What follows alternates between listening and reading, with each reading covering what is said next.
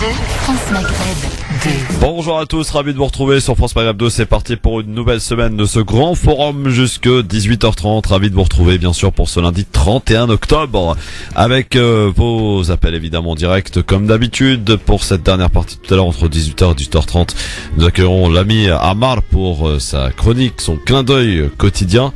Et puis bien sûr la télé, le sport et les difficultés de Marseille. Nous en reparlons tout à l'heure. Donc en deuxième partie, le j'aime ou j'aime pas et aussi le coup de cœur et l'avis tranché de celui et de ceux en tout cas qui nous accompagnent aujourd'hui, mais de celui qui est arrivé le premier à l'heure. Donc monsieur Hamou Bouakas, comment ça va Hamou? Bonjour, je suis arrivé à l'heure. Ça c'est vraiment un truc complètement innovant. Peut-être c'est lié au fait que l'heure d'hiver vient de revenir. Ah oui, d'accord. Parce que moi je suis un peu déphasé toi d'habitude. Donc là je viens de m'y mettre là. L'heure d'hiver d'un coup c'est bien.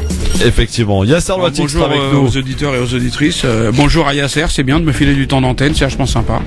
Alors, de quoi allons-nous parler avec toi dans la vie tranchée, monsieur Hamou Bouakas? Alors, la vie tranchée, je vais parler de Housseima et de Sidi Bouzid. Ah, Y a-t-il un Bouazizi marocain?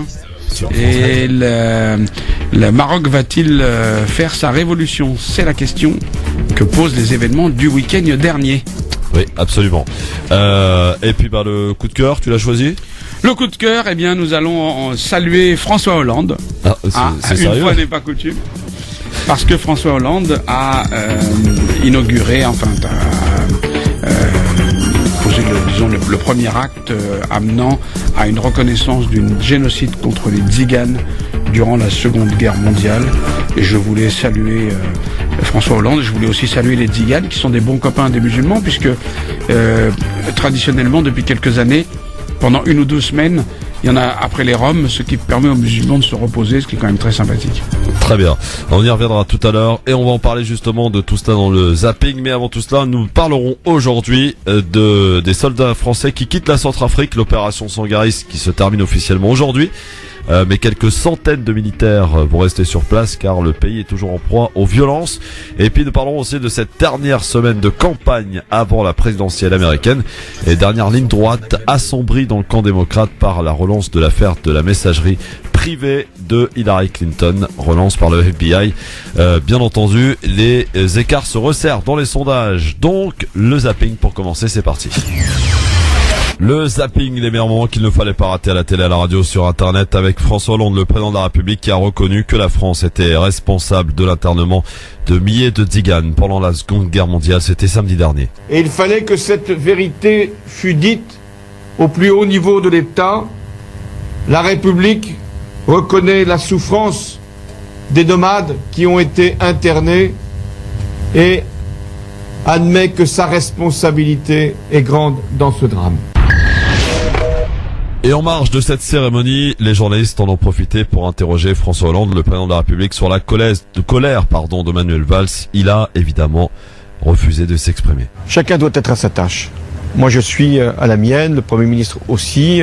Nous devons régler les grands sujets qui préoccupent les Français. Nous le voyons, la lutte contre le chômage, nous avons des premiers résultats. Nous le voyons avec la sécurité, elle est nécessaire. Et nous avons répondu aux inquiétudes et à la colère des policiers. Et puis, il y a aussi ces questions de réfugiés, de démantèlement du camp de Calais. Voilà les sujets. Et le reste, ce sont des commentaires qui ne peuvent pas s'ajouter à des commentaires. Il y a trop à faire. C'est trop important de diriger le pays en ce moment. Et moi, je n'ai pas d'autres préoccupations. Merci. François Hollande qui entend, et il l'a rappelé ainsi, être le patron jusqu'au bout. Yann Moix, qui était particulièrement en forme dans l'émission N'est pas couché de samedi soir, en voici une preuve avec des compliments très élogieux envers Patricia Cass. Je suis très embêté parce que Patricia Cass a beaucoup de talent et ce serait un peu absurde que d'essayer de démontrer le contraire. J'en ai pas les moyens, ni culturels, ni intellectuels, ça m'intéresse pas trop. Simplement, il y a 2 sortes d'artistes. Il y a ceux qui ont le talent de vous donner envie de vivre, et il y a ceux qui ont le talent de vous donner envie de mourir. Pour moi, vous êtes dans la 2e catégorie, j'ai envie de me pendre quand je vous entends, mais ça veut pas dire que... Non, ceux qui ne comprennent pas sortent, les autres peuvent rester. C'est-à-dire que je veux dire par là que, par exemple, Edith Piaf, qui a du génie, me donne envie de mourir. Alors quand vous chantez Piaf, je vous décris pas, ça me donne doublement envie de mourir. Vous avez, pour moi, vous distribuez du cafard. du cafard.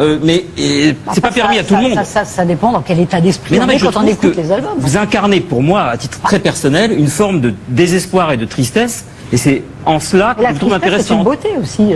C'est en cela que je vous trouve intéressante, une artiste accomplie. Pas parce que vous me rendez heureux, mais parce que vous me rendez malheureux. Ça se reçoit, je pense, comme argument. Il me fait le même effet tous les samedis soirs. Puis on termine ce zapping par un ancien de France Télévisions qui est venu et invité du Tube sur Canal+, l'émission Média du samedi midi, s'en prendre à la direction de France 2 en parlant de copinage. C'était Guillaume Durand sur Canal samedi. Un mot sur votre autre passion, c'est la culture, évidemment aussi. On l'a vu tout à l'heure, en cette rentrée sur France Télévisions, les deux nouveautés justement, on est en matière d'émissions culturelles, sont incarnées par Léa Salamé avec Stupéfiant sur France 2, Nicolas Demorand avec Drôle d'endroit pour une rencontre sur France 3. Est-ce que France Télévisions, selon vous, l'amateur de culture, est sur la bonne voie ? Bah écoutez, pourquoi pas. La grande bêtise de ma part, ce serait de dire, sous prétexte que je n'y suis plus, de considérer que tout ça n'a aucun intérêt, ce qui est complètement faux. Globalement, je trouve que la part qui est accordée à la culture dans le service public est quand même pas suffisante. On pourrait faire plus, ou en tout cas d'une manière plus imaginative. Vous avez proposé des choses à France Télévisions ? Alors là, pas du tout. Non, mais ce sont des systèmes pipés, vous le savez, la Cour des comptes vient de le dire. Le problème de France Télévisions depuis des années, c'est qu'il règne un intense copinage, plus des problèmes budgétaires considérables, donc c'est pas la peine d'aller pousser une porte pour qu'on vous dise non. Donc autant ne pas pousser la porte. C'est toujours le cas avec le changement de direction. Mais ça a toujours été le cas, ou ça a souvent été le cas. Mais bon vent à tous, ce sont et l'un et l'autre de très bons journalistes. Donc un retour sur France Télé n'est vraiment pas c'est pas du tout mon obsession, non.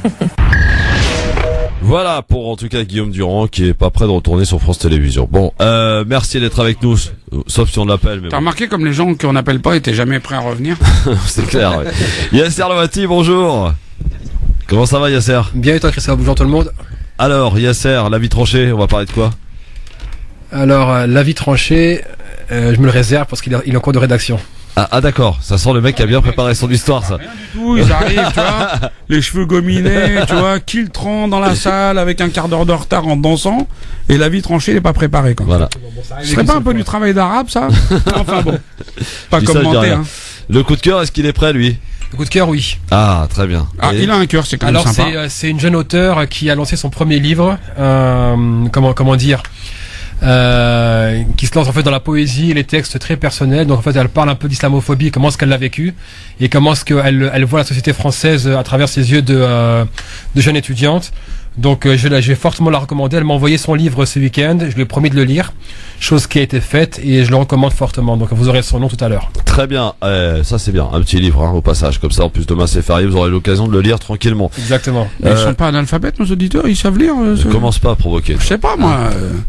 Vous pouvez le tacler le Mamou Bouakas, n'hésitez pas. 01 40 33 j'ai une patate les enfants, 9000. Je vous assure, c'est un truc de fou. C'est le numéro de téléphone du Grand Forum, donc exclusivement réservé au Grand Forum. 01 40 33 9000. Oui, 01 40 33 90 00 pour intervenir, réagir notamment aux habits tranchés bien sûr. Je vous signale. Attends, mais il y a un changement notable là.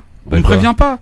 Oui. Mais maintenant c'est même plus payant le. Non, voilà. Ah, c'est une nouveauté. Alors déjà, ils étaient non, pardon, faut que j'arrête.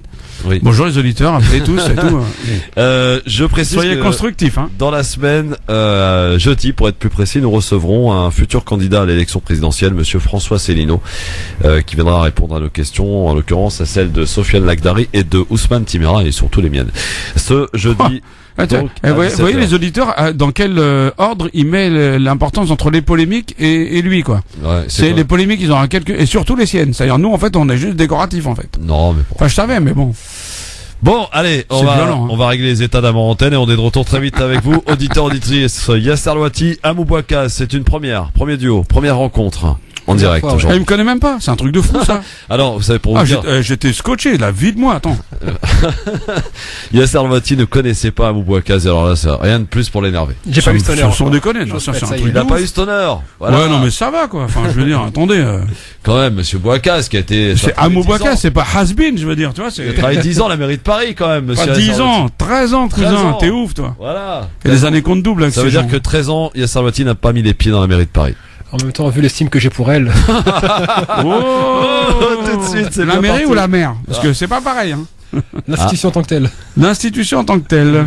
Très bien. Monsieur est un libertaire. À tout de suite. On va lui régler.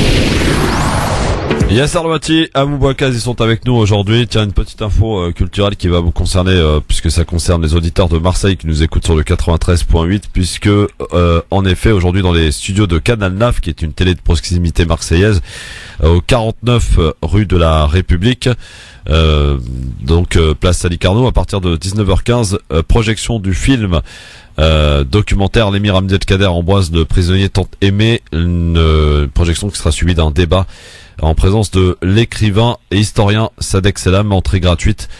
Donc aujourd'hui, 19h15 pour les auditeurs de Marseille, n'hésitez pas à y aller.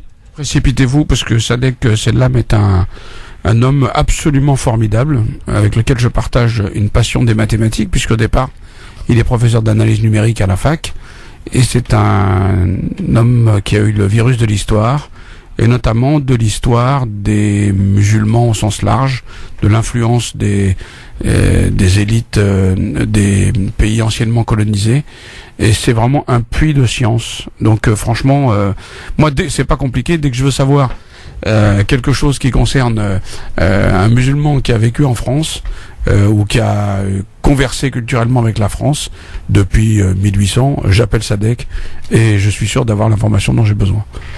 D'accord. Bon, c'est un petit peu on appelle ça une bibliothèque. Ah ouais, non, enfin là j'ai un coup de cœur, mais franchement, ça c'est un grand bonhomme qui a écrit des bouquins tout à fait passionnants, qui sont des références aujourd'hui, et c'est vraiment un type dont il mériterait vraiment d'être mieux reconnu et plus reconnu. Rendez-vous donc ce soir 19h15 dans les locaux de Canal 9, donc cette télévision de proximité marseillaise, ce soir à 19h15 donc à Marseille, pour aller voir ce film, donc projection de ce film. On est à la veille du 1er novembre, alors c'est vrai que de tradition c'est la Toussaint en France, c'est donc jour férié, mais on n'en oublie pas évidemment ici le 1er novembre 1954, le déclenchement de la révolution algérienne. Un mot?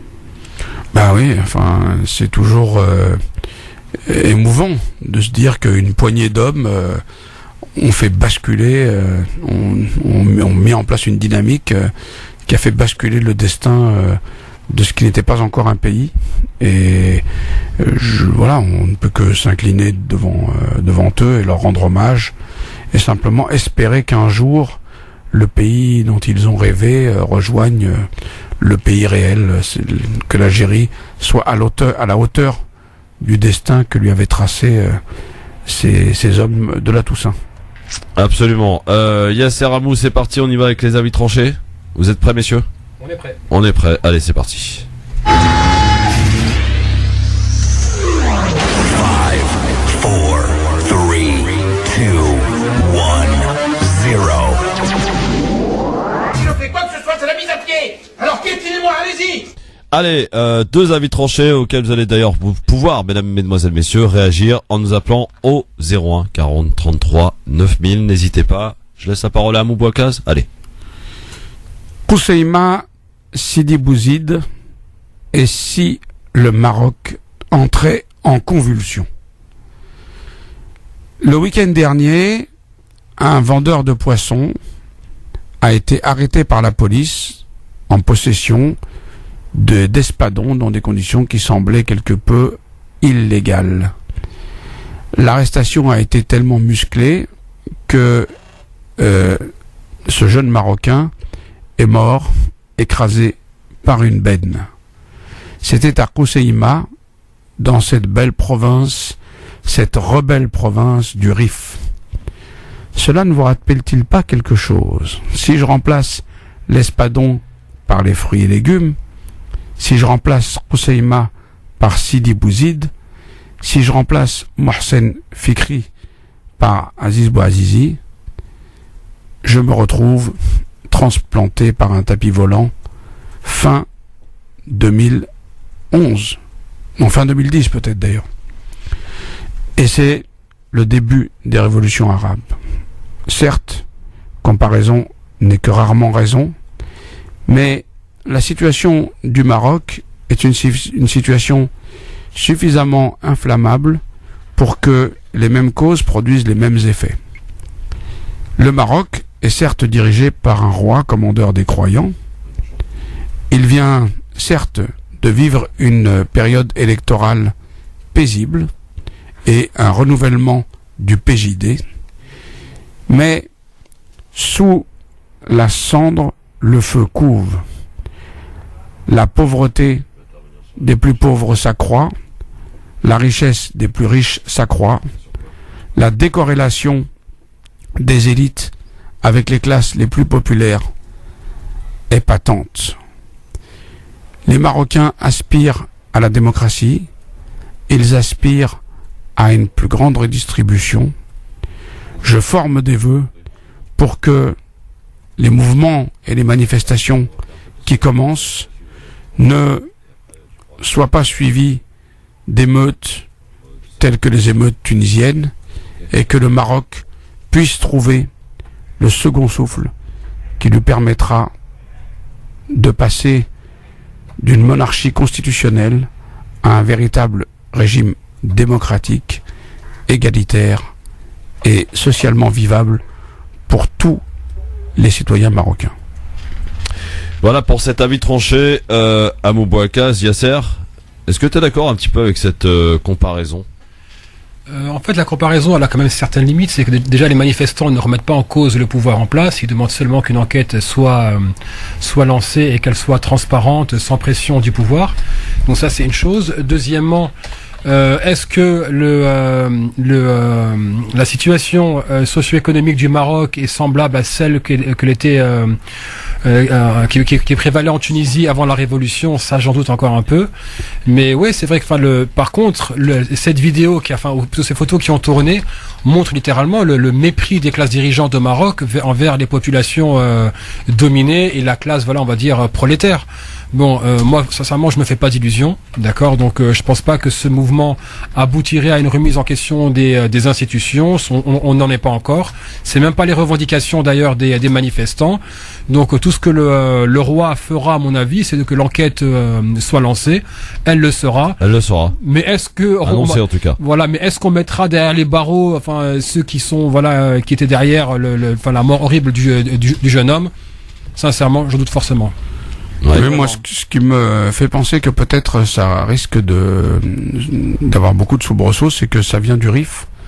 Savoir que le Rif est une province qui est quand même très en révolte contre le Marzen et contre la royauté depuis des décennies.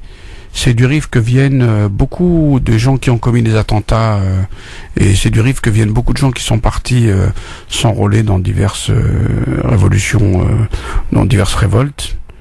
Islamistes ou non. Et donc, voilà, moi je pense qu'il faut surveiller ça de très très près, parce qu'il n'est pas certain que les Marocains se satisfassent simplement d'une enquête, et qu'à un moment donné, les inégalités risquent de faire en sorte que les citoyens n'y trouvent plus leur compte, et se laissent aller à peut-être des revendications beaucoup plus fortes, quoi. Ouais. Affaire à suivre, effectivement. En tout cas, cette affaire fait gros bruit sur les réseaux sociaux depuis ce week-end. On en parle énormément. On va peut-être prendre aussi la réaction d'un auditeur au 01 40 33 9000. Allô, bonsoir. Bonsoir Christophe, c'est Manji Marseille. Bonsoir Manji. Bonsoir Amou, bonsoir Yasser. Salut. Voilà, moi je suis jusqu'à un certain degré dans ce qu'il a dit Amou. Mais moi, je suis persuadé en fait que ce qu'on a appelé le printemps arabe n'est pas fini. Il y a une contre-révolution qui s'est en fait, parce qu'on se regarde les commentaires, la première chose qui sort, en fait, il y a une tétanisation des gens par le fait que est-ce que vous voulez faire de la Syrie, est-ce que vous voulez faire en Syrie, en Irak, voilà, et tous ces mots-là qui en fait que la contre-révolution a essayé de mettre en place pour tétaniser la population. Mais malheureusement, l'énergie d'espoir, elle est beaucoup plus importante que la peur de la destruction. Et moi, je suis pessimiste des possibilités de changement dans la non-violence, parce que on voit bien comment le pouvoir, par exemple en Tunisie, pour parler que de la Tunisie, que le pouvoir il est revenu, qu'on voit bien que malgré les élections apparemment démocratiques qui se déroulent au Maroc, que je connais un peu, par ma femme et je voyais déjà quand je partais en 2011-2012 déjà, je commençais à dire que en fait tout ce qui les riches qui s'enrichissent et les pauvres qui s'appauvrissent. Vous savez, vous allez juste à la ville de Dar el-Baïda, entre le quartier de Anfa et les Dar el-Sultan pour les Marocains qui connaissent. On voit bien le contraste et on peut pas vivre dans ces deux mondes qui se regardent sans parler. C'est pas possible. Et surtout, pour en finir, et en fait, on regarde bien que les Marocains n'ont pas participé aux élections précédentes il y a un mois, même pas, je crois, c'est 15 jours. Ouais, c'était législative. Un taux d'abstention extrêmement important. Ouais. Exactement ce qui se passe actuellement en Algérie, parce qu'on commence à sortir le scénario, la main étrangère. D'ailleurs, ce que j'ai lu dans les commentaires sur la situation marocaine, attention à la division. Parce qu'on commence, lorsque les sbires du Marzen commencent à sortir ce truc-là, ils savent que les choses ne tiennent pas. C'est pas une question de remettre la monarchie en cause. Bon, il y en a qui la remettent, tout le monde ne la remet pas. Mais ils remettent le système social qui est en place.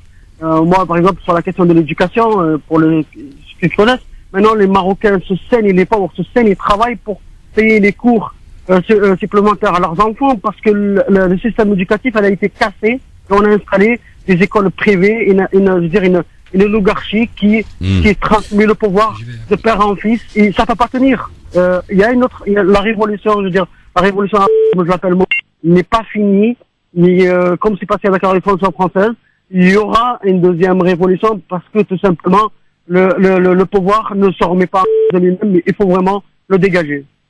Très bien, merci beaucoup Manji en tout cas pour votre réaction. Amou, un petit commentaire à faire. Je pense que l'hypothèse que Manji formule est une hypothèse qui n'est pas du tout à négliger. C'est très compliqué parce qu'en même temps il y a aussi un mouvement associatif au Maroc, il y a un mouvement de classe moyenne qui est fortement influencé par les réseaux sociaux et tout ça et qui peut-être faire en sorte qu'il y ait des compromis acceptables qui soient passés. Donc moi j'ai vraiment une infinie tendresse pour ce pays qui a bien des spécificités, qui en particulier n'a jamais été colonisé. Donc c'est un pays qui a encore ses traditions et le substrat de la société marocaine est encore sur place. Et je vois aussi que ce pays a des élites qui sont extrêmement bien formées, qui sont arrimées avec le monde. Et donc il se pourrait que le Maroc nous étonne encore une fois. Ouais. Mais voilà, je pense qu'il va falloir regarder ça de très très près. Alors une nouvelle réaction, tiens, dernière avant qu'on passe à la vie tranchée de Yasser Louati. Allô, bonsoir. Ah Christophe, bonjour, comment tu vas? Bonsoir monsieur Karim. Ça va, bonjour à bonsoir à tes invités. Bonsoir. Salut Karim. Salut, moi, comme d'habitude, je suis d'accord avec Amou parce que je trouve qu'il a une vision assez réelle des choses. Là où je suis pas tout à fait d'accord, c'est pour la chute de son texte, quand il dit il espère que le peuple marocain se débarrassera de la monarchie. Moi, je suis pas sûr que ce soit la monarchie qui soit en cause, pour la bonne et simple raison, c'est qu'il y a des pays qui sont monarchiques, tels que la Hollande, l'Espagne, la Belgique, l'Angleterre, etc., et qui fonctionnent très très bien. Moi, je suis pas contre. Je serais même à la limite presque pour une monarchie en France, à condition que ça soit un monarque qui règne mais qui ne gouverne pas. Je pense pas que le fait que ça ne soit pas une monarchie, si un jour le Maroc n'était plus une monarchie, que c'est ça qui ferait qu'il y aurait moins de pauvres. Moi, la seule chose que j'espère que ça se réalisera pas, je voudrais pas que le changement ou la révolte se fasse par la rue, parce qu'on a eu trop d'exemples. Il n'y a aucune révolution par la rue dans le monde arabe ou musulman qui a réussi. Au contraire, elle s'est toujours retournée contre les peuples qui l'ont fait. Donc, et même dans l'histoire, parce que moi j'ai passé ma jeunesse dans les jeunesses communistes et à la lutte ouvrière ensuite, et toujours. Maintenant je n'y crois plus à la révolution, c'est terminé. Je sais très bien que la révolution, il y a des gens qui la font, il y a des gens qui en profitent, et ceux qui en profitent, c'est pas ceux qui la font. Donc voilà.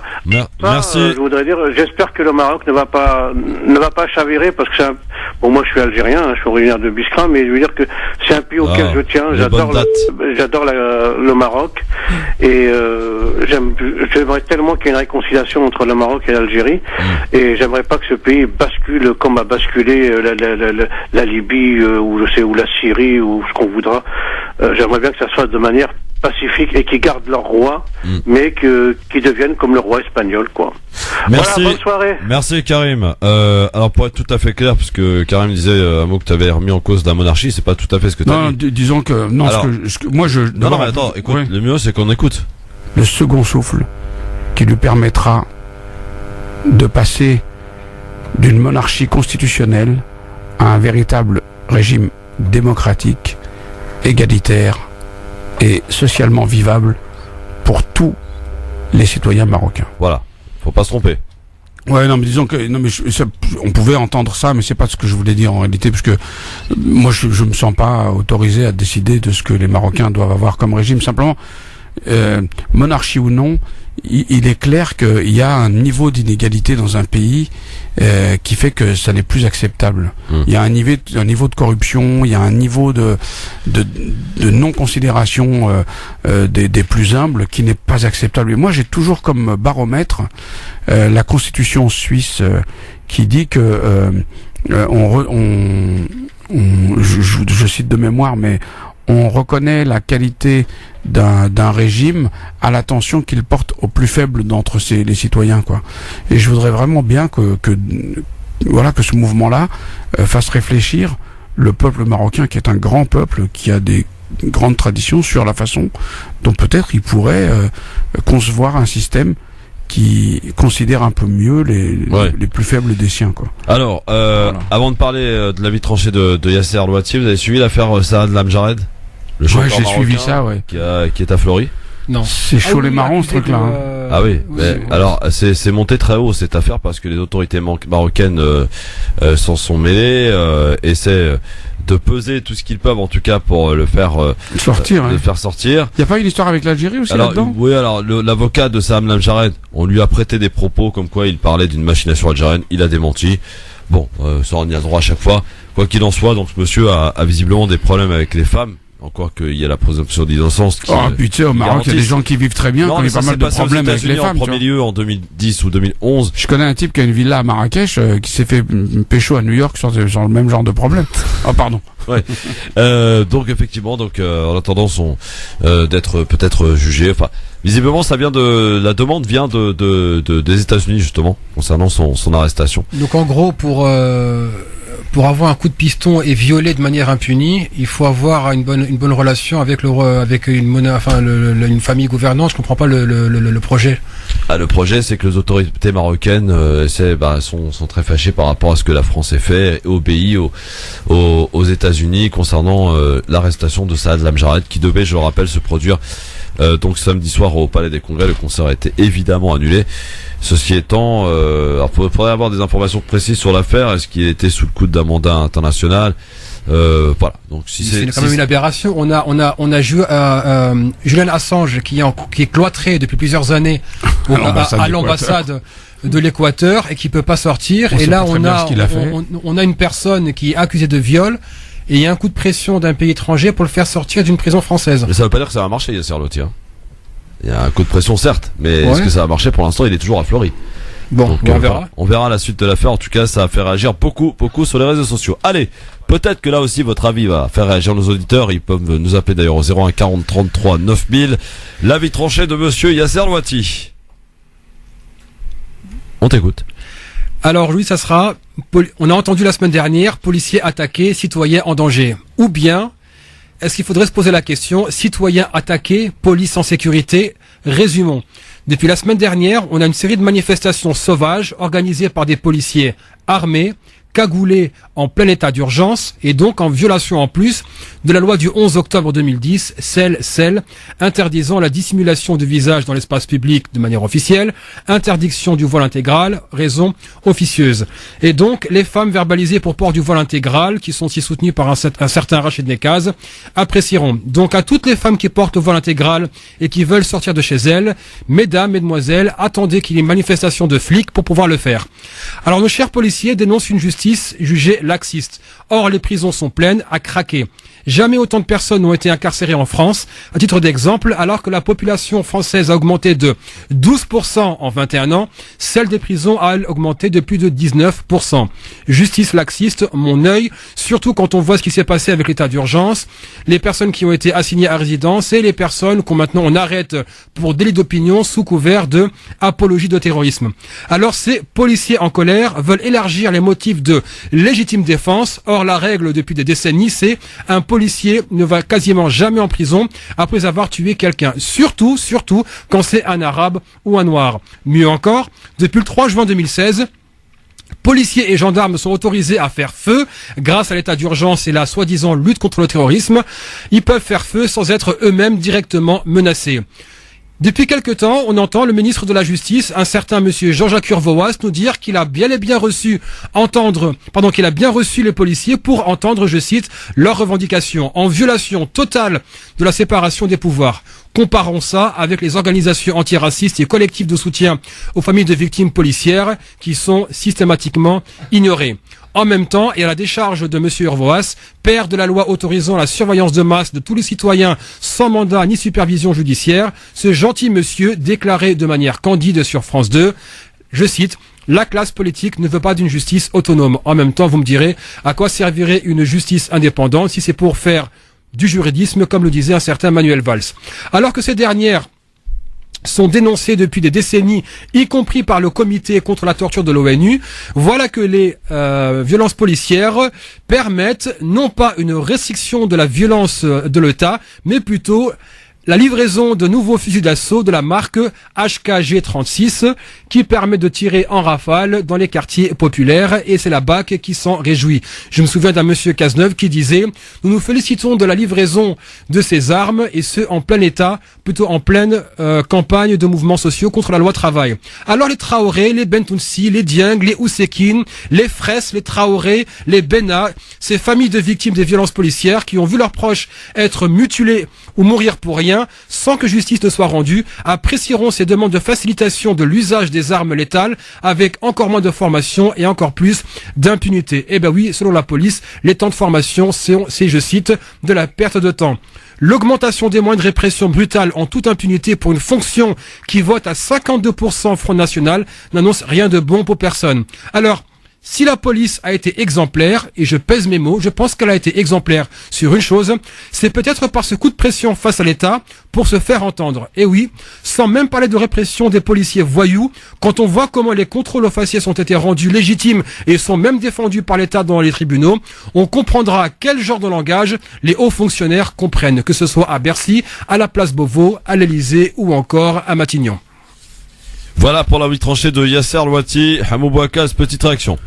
Alors, je partage le début du papier de Yasser, qui était drôle, effectivement, et je partage aussi son scepticisme, pour le moins, sur la façon dont la police obtient assez facilement des passe-droits, et sur le fait que, disons, le meurtre d'un arabe ou d'un noir est un invariant depuis très très longtemps et que finalement il n'y a pas de sanction particulière.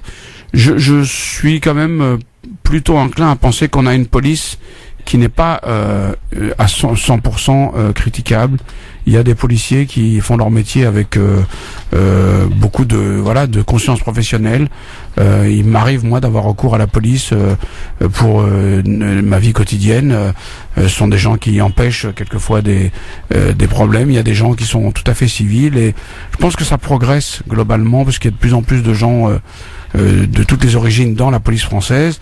Et donc voilà, moi je pense que ce qui est aujourd'hui palpable, c'est que tous les groupes de pression organisés peuvent faire capituler ce gouvernement. Et donc la question que je poserais, c'est à quand un groupe de pression organisé, des antiracistes, des anti-islamophobie, des anti-justice à deux vitesses, qui s'organiseraient et qui obligeraient le gouvernement à appliquer les promesses qu'il n'a pas tenues. Réponse, Yasser. En fait, ce qu'il faut comprendre, c'est qu'on a, c'est pas une critique de la police et de tous les policiers. Enfin, on a rencontré des policiers pour un documentaire qu'on prépare avec Radical Cinéma, et il y a eu des policiers qui sont très lucides sur la situation et reconnaissent les manquements et les excès. Maintenant, je parle de ces policiers qui manifestent de manière sauvage et qui sont sortis armés et cagoulés en plein état d'urgence. Bien sûr, il y a des fonctionnaires de police qui font leur travail et qui sont excédés par les groupes de pression tels que Alliance, par exemple, et qui font en fait qu'allumer le feu de la confrontation permanente et qui sont sans cesse dans la surenchère. Maintenant, c'est vrai qu'il y a une constante. On n'a pas vu un policier aller en prison pour avoir tué un noir ou un arabe, même quand les faits étaient contre lui. Ouais. Donc maintenant, là, la conclusion que j'en tire, c'est que l'État ne comprend que les relations de dominant à dominé. Donc si on s'inscrit pas dans les rapports, dans un rapport de force, on est véritablement le dindon de la farce. Et c'est pour ça que ceux qui attendent des mesures de l'État parce que l'État aurait une crise de conscience et que les fonctionnaires se diraient oh non, c'est pas bien, c'est pas juste, ils peuvent toujours rêver. C'est que tant qu'on se sera pas structuré un groupe de pression qui non seulement dénonce l'islamophobie et les différentes formes de racisme, mais qui aussi contribue à une lutte plus générale pour une justice sociale, on n'arrivera jamais à rien. L'État, en fait, tel qu'il est tenu par Hollande, Valls et je vais dire Sarkozy, enfin Hollande, Valls et lapsus révélateur. Cazeneuve. Et Cazeneuve dans une moindre mesure, parce que Cazeneuve n'a pas été aussi excité qu'un Valls par exemple, c'est qu'ils n'ont écouté que ceux qui étaient organisés et qui ont maintenu la pression. Non mais alors ce quinquennat aura été le quinquennat des renoncements. Les pigeons, c'est toutes les 5 minutes, que ce soit les écologistes, les zadistes ou les pigeons, chacun dans son couloir, ils ont quand même empêché mis le gouvernement à l'amende. Et nous nous organisons non seulement pas comme un groupe de pression, mais pire encore, nous sommes capables de faire tomber par terre les gens de chez nous qui essayent de nous défendre là où ils sont. Et là-dessus, je suis d'accord. Je pense que notre premier défi, c'est le manque de solidarité interne. Voilà, alors, messieurs, on se retrouve dans un instant, juste après la pub, s'il y a des réactions, évidemment, sur ce sujet.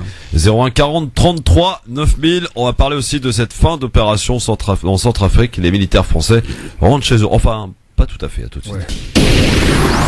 Le grand forum sur France Maghreb de la suite avec vos appels au 01 40 33 9000. Yasser, t'as parlé des policiers? La police te répond. Ahmed, bonsoir. Oui, bonsoir. Bonsoir Ahmed, vous êtes policier, vous?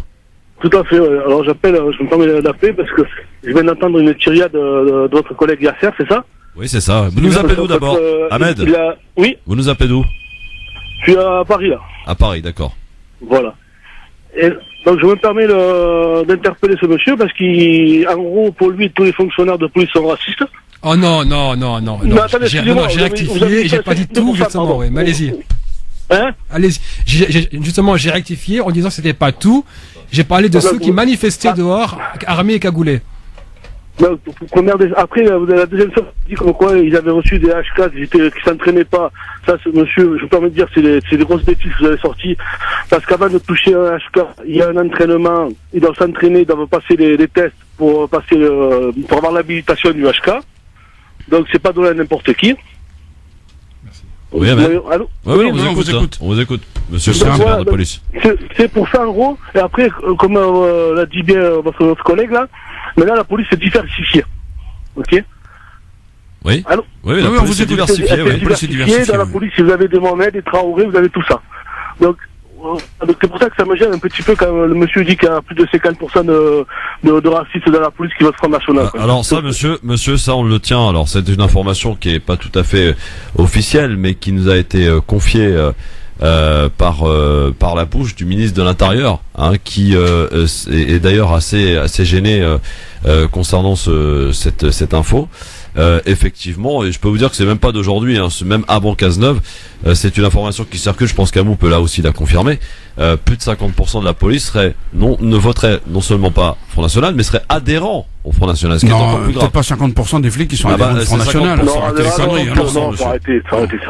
Non, mais monsieur Ahmed, moi je pense que c'est intéressant que vous ayez l'antenne pour justement expliquer, vous, en tant que policier, qui êtes probablement d'origine maghrébine, comment est-ce que vous vivez ce contraste qu'on peut avoir entre une police qui effectivement fait son travail de policier et cette espèce d'impression, alors qui est peut-être subjective, mais qu'on peut objectiver malheureusement par des faits.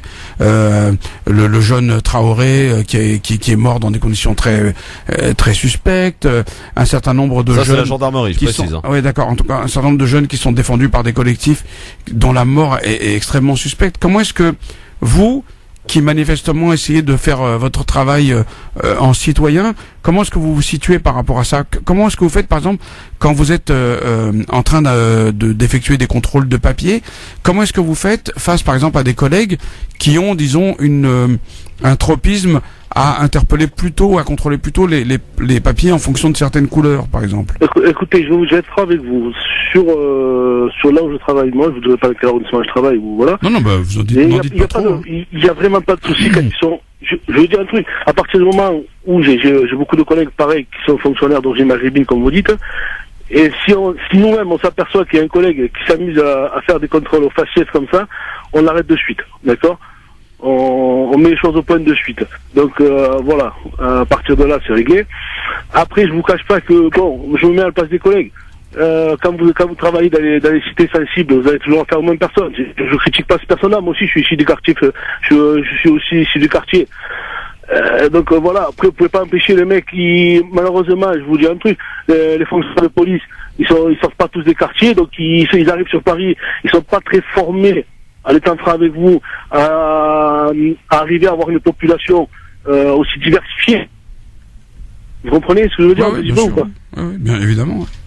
Donc voilà, les mecs sont formés, donc c'est ça le problème aussi.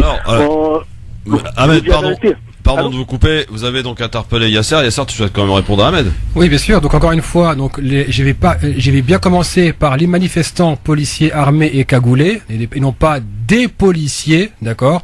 Deuxièmement, sur la question de la formation, non, ça a été cité dans un article qu'on a sous les yeux là de Mediapart. Donc il cite bien on parle de éviter les stages à répétition qui peuvent représenter des pertes de temps.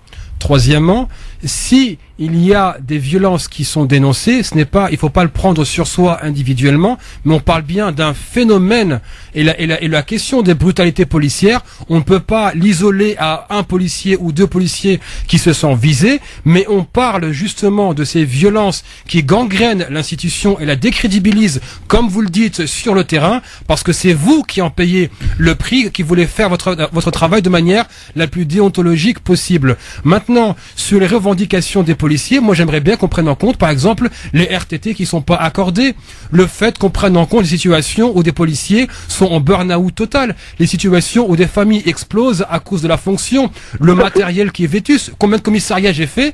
Sincèrement, je leur dis, les gars, comment vous travaillez? Du matériel qui est vétuste, des locaux qui sont vraiment limite insalubres, pardon? Vous avez vu les commissariats insalubres dans les toilettes? Oui, c'est incroyable, oui. En fait, je vais pas raconter l'exemple des toilettes, mais voilà. Ouais, en fait, vous disiez que donc les commissariats étaient insalubres. Donc vous, en tant que policier, est-ce que vous étiez dans les manifestations? Est-ce que vous vous sentez solidaire de ces policiers-là, en fait? Solidaire, oui.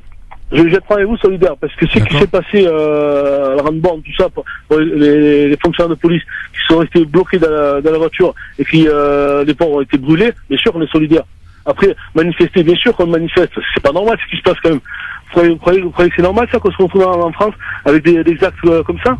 Oui, mais monsieur, êtes-vous solidaire dans ce cas-là des familles de victimes de violences policières qui se retrouvent toutes seules et qui sont en plus dénigrées par les institutions? Ça veut dire en fait, lorsqu'une contre-enquête est menée, l'enquête est bâclée ou elle n'est pas faite, on voit le cas de Adama Traoré. Quand les collègues passent à l'IGS, je peux vous dire qu'à l'IGS, ils rigolent pas. Monsieur, l'IGS, c'est des policiers qui enquêtent sur des policiers. Vous prenez par exemple le Sud Intérieur, ils demandent eux-mêmes le retrait de l'IGS parce que justement, il n'y a aucune autonomie sur les enquêtes. Donc c'est pas moi qui l'ai inventé, ça, monsieur. Non, je suis d'accord, mais je peux vous garantir que l'IGS, parce que je connais pas mal il y a des collègues qui sont passés à l'IGS, pas pour des bêtises ou quoi. Ils rigolent pas avec les collègues. Faut dire que des bêtises quand quelqu'un perd un œil, en garde à vue, ils sont pas fiers d'eux. Hein. Ouais, mais monsieur, une bêtise, c'est quand quelqu'un est éborgné ou perd la vie. Excusez-moi, en toute proportion gardée, c'est plus qu'une bêtise. Et ça oui, je suis d'accord avec vous. Sur ça oui. Mais est-ce que vous croyez pas que la personne aussi qui malheureusement est décédée, des fois, je vous le dis, on intervient sur des trucs des fois où le mec il part en courant, il a rien fait, il part en courant. Non mais et le gars il part, qu'est-ce que vous voulez qu'on fasse? Voilà, donc je critique pas les collègues. Non mais de toute façon on n'est pas là pour faire le. Excusez-moi. Oui. Allô? Oui, allez-y, monsieur. Je suis d'accord avec vous qu'il y a des trucs qui se passent, que c'est pas normal. Je suis tout à fait d'accord. On est le premier, les fonctionnaires à le dire. Mais on n'est pas là pour faire le procès d'abord de la police, premièrement. Exactement. Tout à fait. Deuxièmement, il est important aussi de vous écouter, et c'est bien que vous preniez la parole, Ahmed, aujourd'hui, pour nous dire un petit peu dans quelles conditions vous travaillez, parce que c'est vrai que nous, on est un petit peu, on est là avec nos ressentis et puis cette actualité qu'on est obligé de commenter, et aussi ça nous concerne de très près, de temps en temps, de par notre famille, de subir des contrôles, un petit peu des contrôles qu'on pourrait qualifier d'élite sale gueule. Ça arrive et ça m'est arrivé et j'en connais. Maintenant, il est vrai, vous avez raison, ce que l'on n'aime pas que l'on fasse sur nous, ne le faisons pas pour les autres, c'est-à-dire on va pas généraliser à toute une corporation qui est la police et qui d'ailleurs on a besoin de cette police aujourd'hui pour nous protéger, pour protéger les citoyens de France, et cette police aussi a ce devoir de sécuriser tout le monde, mais surtout de ne pas faire d'outrance et d'outrage surtout, c'est important. Merci beaucoup en tout cas Ahmed. Cette antenne est aussi la vôtre Ahmed, et donc on est content de vous avoir à l'antenne, et je suis très fier justement de cette qualité de débat où un polémiste peut discuter avec un policier dans un climat d'intelligence, et je pense que tous les auditeurs voient par là que on est capable d'avoir des échanges de haute tenue avec des gens de bonne volonté. Merci beaucoup. Merci Ahmed. Merci beaucoup monsieur, bon courage. À bientôt et bon courage. Bonjour Ahmed. Voilà, c'est vrai que c'est intéressant, mais bon, sur le fait des, alors c'est l'amour, franchement, et même ça m'a été confié par plusieurs personnes, 50% seraient, parce qu'on va employer le conditionnel, adhérents du Front National. 50% de toute la police française. Toute la police française. Bah attends, mais c'est un truc de fou. Bah oui. Non, franchement, j'y crois pas. Bon, franchement, peut-être pas. Non. Mais il y en a beaucoup. Peut-être que le chiffre est un peu exagéré, voilà, mais beaucoup.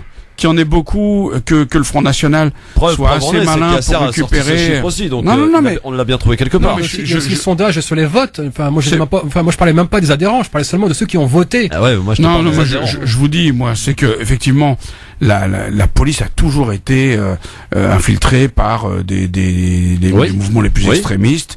Il y a un vrai malaise dans la police. Ahmed le disait très bien. Enfin, je veux dire, il travaille dans des conditions qui sont absolument terribles. Et moi, je rends hommage à Yasser, parce qu'il faut des militants comme lui. Il faut des militants formés, comme Sia Masbah, comme je me souviens plus de son nom, de cette jeune femme qui s'occupe d'une association. Voilà, Amal. Il faut les renforcer, parce que la police, elle a besoin de contre-pouvoirs. Elle a besoin de gens qui, de manière paisible, de manière tranquille, mais de manière extrêmement ferme, lui disent quelle limite elle pourra pas dépasser tant qu'on sera là. Et si demain il y a une manifestation de citoyens où il y a une chaîne humaine pour effectivement revendiquer une police égale pour tous, une police impartiale, une police aussi neutre que possible, eh ben moi j'en serai, parce que nous sommes des citoyens et nous sommes aussi là pour avoir une police qui nous respecte, qui nous défende, qui nous protège, mais qui travaille dans un cadre qui soit pas un cadre anxiogène. C'est vrai que si vous pouvez plus aller pisser dans un commissariat, si toutes les portes sont et puis l'état des voitures, il y a certes les bagnoles, voilà. Donc je pense que des voitures, du matériel qui non, justement, c'est qu'en fait, on leur refuse le repos, on leur refuse des conditions de travail dignes, on leur file des flingues en plus. Donc on les stresse. On montre bien l'orientation de l'État. D'ailleurs, il y a un taux de suicide important au sein de la police. Mais ce que Yasser dit est très important. C'est-à-dire que on voudrait créer les conditions initiales d'une bavure qu'on s'y prendrait pas autrement. C'est-à-dire que vous stressez les gens, vous les mettez dans des conditions de travail épouvantables, et puis vous leur dites vous avez un cadeau de Noël, un super flingue sur lequel on vous forme. Ahmed dit qu'on les forme, j'espère que c'est vrai, mais en tout cas il y a des présomptions sur le fait qu'on les forme peut-être pas tout à fait comme il faudrait, et puis c'est un flingue qui tire très bien. Ouais, c'est un peu inquiétant. Hein. En tout cas, je suis assez fier quand même de cette chronique La Vie Tranchée. S'il fallait en retenir en tout cas un exemple, c'est vraiment celui de Yasser aujourd'hui, avec la réaction spontanément d'un policier. Ça va, il est arrivé en retard, il fait une vieille chronique, voilà, on le retient. C'est dégueulasse, franchement, tu vois. Et en plus, il a plein de trucs sur WhatsApp, on le félicite. Et moi, que dalle, quoi. Allez. Ça m'énerve, ça. Ali, bonsoir. C'est vraiment, il y a la discrimination, quoi. Bonsoir Ali. Christophe, et bonsoir aux invités. Je rappelle le numéro de téléphone 01 40 33 9000. Prenez la parole parce que vous l'avez dans cette émission, bien sûr. Ali, on vous écoute. Oui, d'accord. Donc bonsoir à toi Christophe et à tes invités. Bonsoir à tous les auditeurs. Bonsoir. Voilà, je voulais, avant de commencer, une grande pensée pour les policiers qui ont été incendiés à Livry-Gargan par des pourritures. Parce que quand on touche, à mon sens, à moi personnellement, quand on touche à la... quand on touche à la police, à la gendarmerie, à l'armée, c'est qu'on a touché carrément à la colonne vertébrale d'un pays. Et la police est là pour nous protéger, protéger tout le monde. Et comment dirais-je, il faut qu'on les respecte. Bien souvent, je crois que je prends la défense de la police ou quoi que ce soit, elle a son rôle à jouer dans une société. Et ils sont pas respectés parfois par les jeunes, ils se font insulter, ils se font tout ça, et ça fait monter la mayonnaise en sauce, et puis après ça en finit plus. Je veux dire, pour ma part, je fais beaucoup de routes. J'ai souvent des fois par la douane, au péage, des fois par les gendarmes, la police, et j'ai jamais eu aucun problème, jamais. Ils ont toujours été vraiment, je le dis sincèrement, ils ont vraiment été réglo, polis, avec des messieurs, il n'y a pas de souci. Et moi de mon côté, c'est la même chose. Donc le respect, ça se partage. Et je pense bien que dans les quartiers, il y a des jeunes vraiment, ils sont dans une ambiance, oui, mais Ali, attendez. les keufs, etc. Mais Ali, quand vous êtes contrôlé 3 fois par jour pour les mêmes raisons, au bout d'un moment, vous avez tendance à peu à vous énerver quand un policier arrive devant vous et commence à vous tutoyer ou à vous insulter parce que vous êtes un jeune de 18-19 ans accompagné d'une bande de potes, bah ça a tendance aussi un petit peu à énerver. Il y a aussi, voilà. Je comprends, j'ai été jeune aussi, je le comprends tout ça, mais je veux dire que il y a des jeunes dans les quartiers, ils vivent dans une ambiance, les keufs, les fachos, les machins, c'est dans cette ambiance qu'ils vivent, et il y a un manque de respect quelque part. Et ça monte en sauce après. Bah, la police, elle se sent visée, les jeunes, ils se sentent visés, et puis ça en finit plus. C'est ce que je veux dire par là. Le respect, ça se partage. Bah, merci beaucoup en tout cas, Ali, pour ce témoignage. Qu'en pensent Yasser et Hamou sur le fait du respect, justement, et des quartiers? Alors moi, pour être très sincère, j'ai déjà vu, moi, des jeunes que je connaissais dans une cité dans laquelle j'habitais il y a quelques années. 3 fois par jour, c'était vraiment vrai. C'est-à-dire 3 fois par jour, les policiers venaient contrôler les mêmes mecs. Non mais je vais répondre. Enfin, tu veux y aller Non, vas-y. D'abord, pour commencer, on peut pas mettre son expérience personnelle comme le centre et comme étant l'alpha et l'oméga et le standard auquel il faut se référer. Moi aussi, j'ai pas de problème avec les policiers. Enfin, je subis rarement des contrôles aux faciès. Ouais, parce que t'es beau gosse aussi, tu vois. C'est pas pour autant. Gominé, blond, tu vois. Faut laisser tomber, quoi.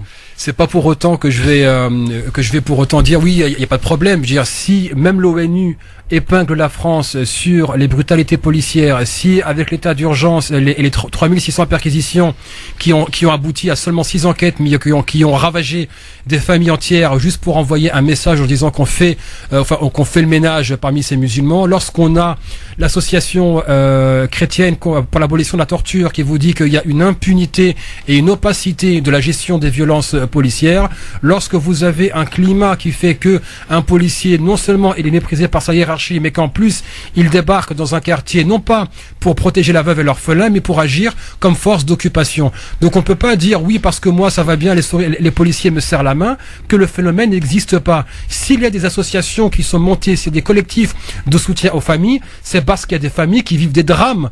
Là, on n'est pas en train de parler, on m'a rayé ma voiture, c'est des incivilités. Il faut pas oublier que la police représente l'État, que l'État a le monopole de la violence et qu'on fait confiance à des policiers avec des armes létales.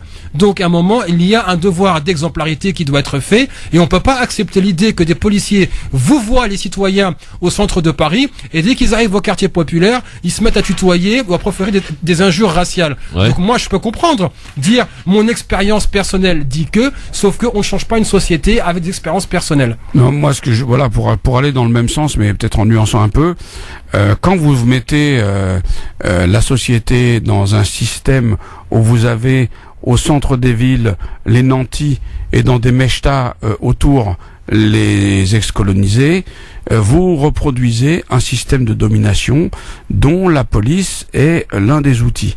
Alors, c'est vrai que vraiment beaucoup de policiers font leur travail avec cœur, avec je pense vraiment un sens du devoir, mais pratiquement par principe même, on fait jouer à la police un rôle de régulation d'un certain nombre de personnes, de populations, et on leur donne effectivement une impunité dans certains endroits qui est à mon avis dommageable. Alors après, voilà, il faut que les mouvements citoyens s'en emparent.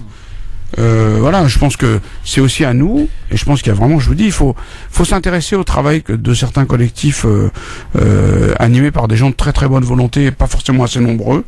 Mais vous savez, moi j'ai entendu parler d'un copain sociologue, Nicolas Jounin, je le salue s'il écoute. Il était à la manifestation de Nuit debout, qui était à Saint-Denis. Il a pris un coup de matraque. Il se souvient plus de ce qui se passe ensuite. Tout ce dont il se souvient, c'est que le lendemain, il était menotté pour outrage à agent, quoi. Et il était blanc et tout ce que vous voulez, quoi. Donc il y a quand même une forme d'impunité qui est, je pense, dommageable. Ouais. Mais je pense que bon, on est dans un pays où il y a aussi les contre-feux associatifs et voilà, la société est quand même pas, c'est pas univoque. Il y a c'est un combat, ça, d'avoir une police qui respecte les citoyens. Qu'on ne se méprenne pas, on n'est pas là encore une fois pour faire le procès de la police, mais pour parler évidemment d'une situation qui peut conduire parfois à des drames, comme on en connaît et comme on relaie aussi de temps en temps. Un dernier appel sur le sujet. Ahmed, bonsoir. Bonsoir Christophe, bonsoir à tous. Bonsoir. Alors dans un premier temps, juste une information de Libération. Alors Libération dit que plus de 50% des policiers et des militaires ont voté FN en 2015. Ont voté FN en 2015. Donc c'est bien de le savoir, parce que tout à l'heure le sujet a été soulevé de savoir s'il y avait 50% de la police qui votait ou pas. C'est ce que dit Libération d'un article du 1er janvier 2016. Ensuite, je pense qu'il est important, comme l'a rappelé un de vos chroniqueurs, il faut pas oublier que dans la police, il y a des gens vraiment très bien. Moi, j'en connais. J'ai fait des choses avec des gars de la police. Il y a moi, ce qui me gêne dans la police, c'est que dans le monde politique et médiatique, quand ce qu'ils appellent une bavure, quand il y a un policier qui commet un crime, il est protégé, et à croire que dans la police, ils recrutent que des gens qui viennent je sais pas de quel endroit, de quelle planète. Il y a que des gens bons dans la police. Non, il y a une police dans la police. C'est ça la réalité. C'est que il y a des gens dans la police qui se battent pour faire leur boulot convenablement. Moi, j'en connais. J'ai fait des interviews il y a 15 ans déjà, dont un ça faisait déjà 20 ans qu'il se battait. Donc moi j'ai encore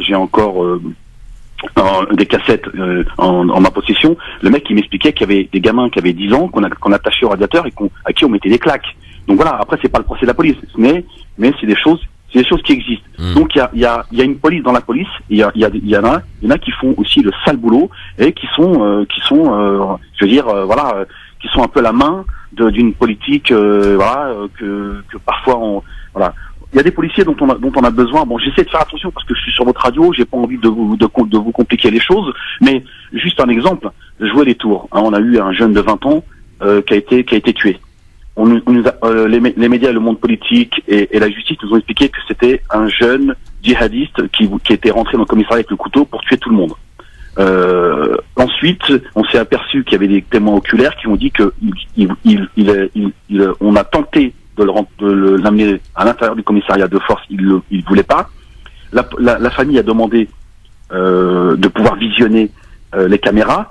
Le procureur a expliqué qu'il n'y avait pas de caméra et rue 89 a apporté des preuves à l'appui qu'il y avait bien des caméras. Donc il y a quand même des questions à se poser. Je vais rester prudent. Je ne dirai pas ce que je pense profondément. Non, mais vous avez raison de rester prudent, mais qui sont maquillés en crime. Il y a des crimes qui sont maquillés en bavure. Ça existe. Et tout le monde parle d'une même voix. Que ce soit le médecin légiste, la police, la justice. Donc ça existe aussi. Mais je pense qu'il est important de rappeler que toute la police ne sont pas tous des salauds, quoi. Évidemment. Et ça c'est important. Voilà. Merci de l'avoir dit. Votre point de vue vous honore, parce que vous êtes effectivement très nuancé, et on ne peut que abonder dans votre sens. Bien sûr. Il y a malheureusement depuis très très longtemps, comme par hasard, non, je dirais que peut-être même avant, mais la guerre d'Algérie a été coutumière de ce genre de choses. Oh oui. On balançait des fenêtres, on faisait tomber accidentellement d'hélicoptères, enfin bon. Donc il y a des vieilles habitudes qui ont tendance à se perpétuer. Dire qu'on a un peu l'esprit colonial qui est un peu resté. Il faut dans dire certaines corporations, dans certaines corporations, dans certains partis, dans certaines façons de faire. Certains partis, oui. Mais moi j'ai toujours dit, je l'ai écrit. Le Parti socialiste est un parti colonialiste et on est toujours au parti de Guy Mollet et de Marius Moutet. Je l'ai déjà dit 20 000 fois sur cette antenne, je l'ai écrit et je l'assume. Bon, voilà. Merci Ahmed en tout cas pour votre témoignage. Yasser, tu souhaitais rajouter quelque chose par rapport au témoignage d'Ahmed ? Non, je suis d'accord avec lui. Encore une fois, on n'est pas en train de faire le procès de l'institution en tant que telle. On parle vraiment de cette. On le répète poignée. parce que des fois, c'est vrai qu'un mot, on utilise beaucoup la radio, en l'occurrence ceux que nous sommes, les intervenants à la radio, et on essaie comme ça de nous faire dire des choses qu'on n'a pas dit. Non, on n'a pas fait le procès. Non, je trouvais des intervenants extrêmement corrects. Mais petite parenthèse, c'est que il y a quand même un mécanisme assez intéressant, c'est qu'on est là en train de dire c'est pas tous les policiers qui sont une poignée. Oui. Ça vous rappelle pas un certain mécanisme concernant les musulmans? Ah, tous les musulmans sont pas. Ah oui. Donc, est-ce qu'on est en droit de dire tous les policiers ne commettent pas des bavures, mais toutes les bavures sont commises par des policiers? Ah, Amou, qu'est-ce que t'en penses? J'en sais rien. Honnêtement, j'en sais rien parce que. Pourquoi? Il y a probablement aussi des bavures qui sont commises par des ministres du budget, par des magistrats, par tu vois. Ça bave un peu de tous les côtés. Même le président bave aux journalistes, c'est vous dire. Oui, mais bon, il a encore pas tué personne, le président. Enfin... Ah si, puisqu'il a dit qu'il avait fait tuer justement. Il était très content d'avoir fait tuer des gens de manière ciblée. Mais attends, Amou, on se reprenne 2 secondes là. Qu'est-ce qui lui arrive là? Il a pété un câble. Écoute, est-ce que c'est le président qui veut marquer dans l'histoire en étant le président le plus impopulaire, le plus non, Christophe, je pense que c'est bien un câble en fin de mandat. Non, je pense que c'est bien pire que ça. C'est-à-dire qu'on est dans une telle c'est pathologique là, non? On est dans une telle dictature des réseaux sociaux, de l'instant, de la com que François Hollande n'a pas la force d'y échapper. Et comme je pense que, comme je l'avais dit ici, il s'est rendu compte, après avoir été élu, qu'il n'était pas fait pour être président. Donc, voilà, c'est tout. Voilà ce qu'on vit. C'est pas embêtant, ouais. Non, mais c'est vrai. Ouais. Bon. Et c'est terrible. C'est terrible parce que c'est pas un moment où il faut avoir un président qui est pas fait pour l'être, quoi. Alors, justement, on va parler de l'une de ses actions, l'opération Sangaris, c'est lui, hein. Oui. François Hollande, France Centrafrique. Bon, alors, l'opération est apparemment fini, alors nous dit-on, sauf que les militaires vont un peu rester là-bas sur place. On va faire un peu le bilan de cette opération qui, ma foi, est pas tout à fait réussie quand même, faut le dire. À tout de suite. Le grand forum sur France Maghreb 2 avec Yasser Louati aujourd'hui et Hamou Bouakaz qui la joue à la séquence nostalgique dans les studios là. C'est trop sympa, ouais. Hein, chansons sur les flics là. Vous le dites, hein, sinon on va faire de la radio sur nostalgie, hein, ça vous dit? Attends, mais il faut élever le niveau culturel et le coefficient d'intégration de nos auditeurs en leur faisant écouter des chansons de Titi Parisien des années 60 afin de renforcer la citoyenneté française en perdition. Yasser, t'es adepte toi des anciennes musiques comme ça?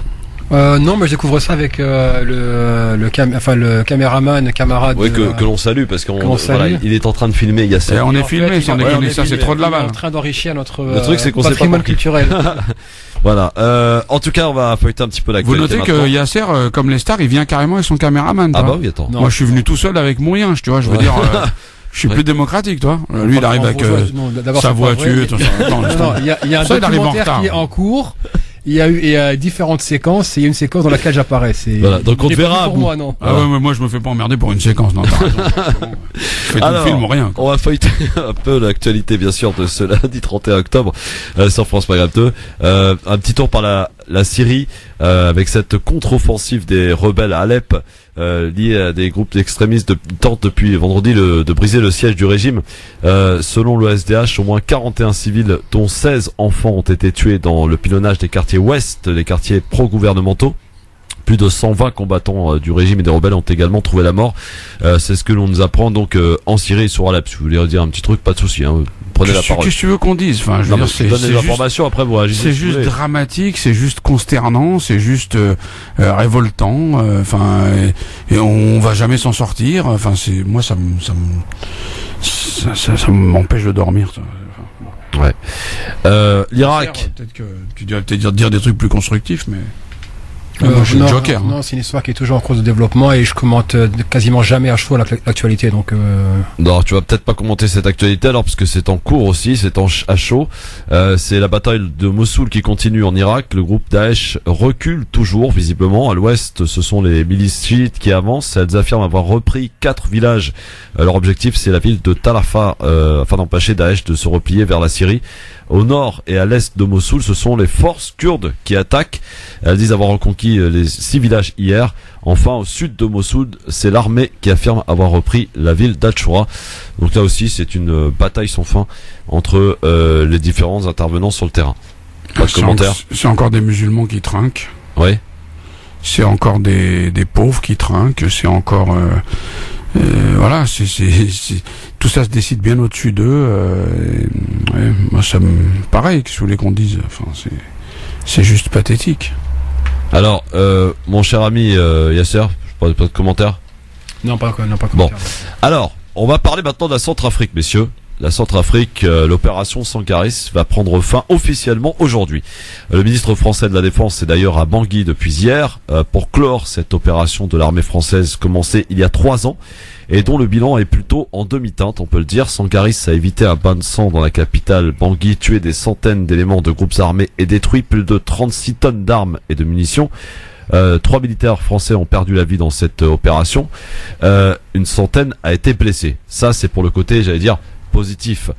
Sangaris, c'est aussi une image ternie par des accusations de violences sexuelles. Plus d'une centaine en quelques mois. Les enquêtes sont encore en cours, mais si la France met un terme à cette opération, donc, les militaires français restent en Centrafrique. Une force d'intervention rapide sera en capacité d'agir au cas où, dont 2 Mirages français basés à Djamena au Tchad à moins d'une demi-heure de Bangui. De plus, un effectif de militaires français déjà déployé au sein de l'état-major de la MINUSCA, la force onusienne en RCA, devrait être renforcé par une unité de drones tactiques, et puis d'autres soldats français sont actifs en ce moment même au sein de la mission européenne chargée de former des militaires centrafricains. Une présence française donc qui vise notamment à rassurer les autorités centrafricaines. Les casques bleus peinent à stopper le cycle des violences et les militaires centrafricains sont incapables, dit-on, d'assurer la sécurité du territoire. Il faut dire que dans le reste du pays, les exactions persistent. Rien que pour la semaine dernière, des violences des groupes armés ont fait plus d'une centaine de morts et des milliers de déplacés. Une centaine de morts. Bon, vous avez remarqué, pas un mot sur BFM TV sur cette actualité. Alors sur l'opération Sangaris, 3 ans, lancée donc à l'initiative de François Hollande, le président de la République. Le bilan, comme je le disais, est en demi-teinte. Ben pour moi, c'est le bilan d'une guerre néocoloniale. Enfin, ni plus dire. Il faut quand même reprendre l'ensemble des interventions occidentales dans des pays, entre guillemets, en voie de développement, que ce soit en Afrique ou ailleurs. Quand est-ce qu'on a eu une intervention qui a atteint ses objectifs et qui n'a pas laissé une véritable catastrophe derrière? Parce que là, on a les exactions, rien ne dit qu'elles vont s'arrêter. Deuxièmement, on parle de former les militaires sur place, tout comme on a dit qu'on allait le faire en Afghanistan. On connaît la situation, tout comme ça a été dit pour l'Irak, etc. Donc là, maintenant, la fin de Sangaris, pour moi, j'ose croire que c'est pour des raisons financières et qu'on va continuer à protéger les intérêts français sur place. Mais moi, je vois pas ce que les Centrafricains ont véritablement gagné grâce à Sangaris, surtout quand on voit dans quelle situation ils vont être laissés, qui va assurer leur sécurité. Un mot sur l'opération Sangaris? Non, mais sur le bilan? C'est une opération qui n'a pas été suivie d'un travail politique de retissage de la nation centrafricaine, si bien que les mêmes gangsters qui étaient au pouvoir dans ce pays et qui étaient agités comme des marionnettes par un certain nombre de magnats français ou étrangers sont toujours au pouvoir. Et en fait, ce que la France a fait dans cette opération, c'est d'empêcher les anciens au pouvoir de s'appuyer sur d'autres pays que la France, et pour un certain temps ils y sont parvenus. Mais je puis faire un pari ici, dans 6 mois, dans 1 an, eh bien la France renverra des troupes, et je dirais aussi que dans 6 mois, dans 1 an, les massacres qui avaient été commis par les groupes de la Séléka seront commis par d'autres groupes qui s'appelleront autrement. Et en fait, la finalité de tout ça, c'est qui va contrôler les matières premières, qui va contrôler le marché du diamant, qui va contrôler le marché des terres rares. Et le peuple centrafricain est victime de son sous-sol, comme beaucoup de peuples africains. Donc finalement, l'intervention en Centrafrique n'est qu'une intervention par intérêt. Comme beaucoup d'autres d'ailleurs. En tout cas, si elle avait un côté humanitaire, il est clair que nous vend, hein, oui, non mais ce côté humanitaire. Je pense qu'il y a des gens en France qui avaient vraiment du souci pour les victimes civiles, mais si c'était ça l'objectif, eh bien il n'est pas atteint, c'est évident. Moi j'ai une question. Est-ce que l'armée française qui est intervenue dit qu'elle va former des officiers? est-ce qu'elle laisse derrière une armée nationale ou une police nationale? Bah, visiblement, on peut en croire les informations. Oui, il y a cet objectif. Oui, mais est-ce que c'est un corps inclusif qui inclut toutes les parties de la population? Ça, c'est toute la question. Parce que si c'est pour former une armée qui va en fait reprendre des massacres avec un drapeau, c'est-à-dire dans ce cas-là, on n'aura rien résolu. On aura juste à envoyer un savoir-faire français pour plus de répression, plus de massacres. D'ailleurs, ça serait pas une nouveauté vu ce qu'il il y a quand même ces scandales. Oui, pardon. Il y a des scandales quand même qui ont éclaté en Centrafrique particulièrement sur les agressions sexuelles. Elle en est où l'enquête en fait? Eh ben, elles sont en cours, toutes. Aucune. Il n'y avait pas un émissaire de l'ONU qui avait démissionné à cause des pressions qu'il avait subies? Alors peut-être pour ce qui est de l'ONU, mais pour ce qui concerne les militaires français, elles sont toutes en cours. Pas une n'a été résolue jusqu'à ce jour. Et pourtant, on parle d'une centaine de cas quand même, ce qui est pas rien. Des cas de pédophilie, de zoophilie. Des cas d'agression sexuelle. Alors je ne sais pas, on n'est pas rentré dans le terme pédophilie, zoophilie, mais oui, ouais. Mais en tout cas, pour ce qui est des agressions sexuelles, de tout ce qui a caractère sexuel en Centrafrique, les enquêtes sont toujours en cours. C'est vrai que ça peine à être conclu ces enquêtes. Là, c'est des choses gravissime quand même. Oui, et ça n'a pas ému grand monde. Bah non, absolument pas. Ça n'a pas ému grand monde. Alors si j'en crois bien, donc on avait 7 présences militaires dans le monde. Ça réduira à 6. Bon, ce qui fait toujours nous le pays le plus guerrier quand même. Et donc après, on se dira pourquoi est-ce qu'on exporte des bombes et on reçoit des bombes en retour. C'est clair. Les conséquences, oui. Les conséquences. Pour votre information quand même, oui, la France a vendu pour 3 milliards d'armements en 2015, pour 8 milliards en 2016 et probablement pour 32 milliards en 2017 et deviendra le second vendeur d'armes du monde. Alors, ceux qui verront un rapport entre l'expansion de nos ventes d'armes et notre attitude à l'international seront probablement de mauvaise foi. Probablement, peut-être. Si vous voulez intervenir évidemment sur la Centrafrique et sur l'opération Sangaris qui donc prend fin officiellement aujourd'hui, en ce 31 octobre, n'hésitez pas évidemment à réagir. On va faire un petit tour maintenant aux États-Unis, puisque une semaine qui va être ponctuée par un décompte, celui des jours qui séparent les électeurs américains du vote de l'échéance de la présidentielle du 8 novembre. Et d'ici là, c'est un nouveau coup dur que doit encaisser Hillary Clinton et ses partisans après la relance par la police fédérale américaine, l'affaire de ses courriels, de l'utilisation de sa messagerie privée à l'époque où elle gérait la diplomatie des États-Unis. Relance surprise, et le camp démocrate dénonce lui une action partisane du FBI et de son directeur qui vient donc de relancer l'affaire. Il a été nommé, ce directeur, par Barack Obama, sachez-le, en 2013. C'est un républicain. L'ennemi numéro 1 du camp démocrate. Oui, Christophe, mais si on écoute plusieurs sources d'informations, on sait depuis longtemps que la fin de la campagne va être ternie par cette affaire. On sait depuis très longtemps que c'est un chewing-gum qui colle aux chaussures d'Hillary Clinton. Et donc, en fait, pour paraphraser ce matin Bernard Guetta sur France Inter, on aura le choix entre un président populiste et une présidente qui va être poursuivie par le FBI avec une enquête longue, une enquête probablement accidentogène pour la présidente. Donc c'est très inquiétant pour la capacité de leadership des États-Unis. On peut penser ce qu'on veut des États-Unis, mais c'est quand même une puissance d'importance, et le fait que son sommet soit à ce point fragilisé n'est pas une bonne nouvelle. Yasser, j'ai appelé sur place pour prendre un peu la température, et en fait non, c'est que bon, des premiers mails qui sont sortis, en fait c'est plus, on a l'impression que c'est la presse qui est en train de gonfler l'affaire. Et parce que cette révélation n'est pas pire que la précédente, c'était juste parce que la presse apparemment, elle veut pas d'une élection qui se joue avec 7 ou 8 points d'avance de Hillary Clinton. Donc il y a tout intérêt à ce que l'élection se resserre, quitte à surgonfler cette histoire de mail. Mais en fait, je veux dire, je rejoins un certain Thomas Frank qui disait en fait qu'il faut d'abord qu'on oublie cette question de mail et qu'on se focalise sur la manière dont l'élite américaine gouverne le pays. Donc, et c'est plutôt ça qui devrait inquiéter les Américains. Oui, Hillary Clinton a utilisé des serveurs privés pour des correspondances dites confidentielles. Certes, mais le problème, ça en dit long sur la nature de Hillary Clinton, qui en fait n'est pas très différente de celle de Barack Obama, si c'est pas pire, et elle n'est pas encore moins différente que celle de George Bush. C'est quand même elle qui a posé la question, est-ce qu'on pourrait pas envoyer un drone pour buter Julian Assange? C'est une personne qui commandait les assassinats par drone au Moyen-Orient et en Asie centrale avec son BlackBerry. Donc voilà où est-ce qu'on en est. Donc oui, c'est vrai, ça fait un scandale de plus, etc. Mais là, je pense que c'est plus en fait une polémique politicienne pour resserrer un peu l'écart entre elle et Trump, quoi.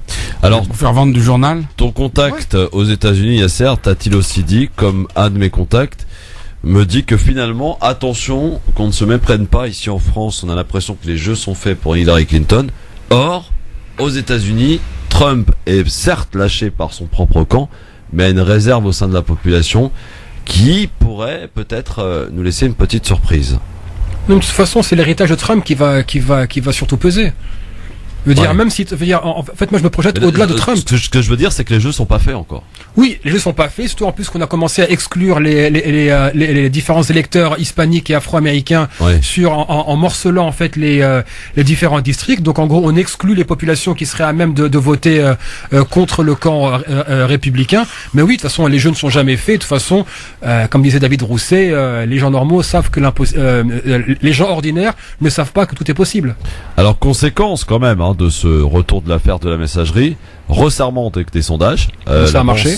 Bah oui, de Hillary Clinton au niveau national à 44,9% des intentions de vote contre 41,1% pour son rival, donc républicain Donald Trump. Donc, si on en croit ce que tu nous dis, Yasser, ça marche. Oui, ça marche et ça vend du papier, ça fait du buzz, et ça c'est relayé sur les réseaux sociaux. Ça alimente l'idée d'une Hillary Clinton qui est en fait qu'on appelle une femme corrompue et qui est plus une néoconservatrice qu'une progressiste. Ouais, ça marche et encore une fois, ceux qui payent sont ceux qui achètent. Deux questions à Moubouaka. Est-ce que le prochain président américain sera une femme, d'après toi? Et deuxièmement, est-ce que, comme certains observateurs le disent aussi sur Hillary Clinton, si toutefois elle rentre à la Maison Blanche, c'est le début de la Troisième Guerre mondiale? Non, moi je suis un optimiste. Je pense qu'il y a quand même des contre-feux, il y a des garde-fous. La Troisième Guerre mondiale, personne n'y a intérêt.